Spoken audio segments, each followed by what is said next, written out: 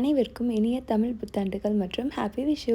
காலையில் 5 மணிக்கெல்லாம் எந்திச்சு கடன்னு சமையல் செய்ய ஆரம்பிச்சாச்சுங்க. நைட்டே வந்து இந்த சித்திரக்கனி எல்லாமே ரெடி பண்ணி வச்சாச்சு. காலையில் எந்திரிச்சோடனே வந்து பாப்பா அவங்கள அதில் முழிக்க வச்சு சாமியெல்லாம் கும்பிட வச்சுட்டு கிளம்ப சொல்லி ஸ்கூலுக்கு கிளம்ப ஆரம்பிச்சிட்டாங்க. பார்த்திங்கன்னா வெதர் ரொம்ப நல்லா இருந்துச்சு. ஏன்னா இங்கே ஹெவி ரெயின் சொல்லியிருக்காங்க 3 நாளைக்கு.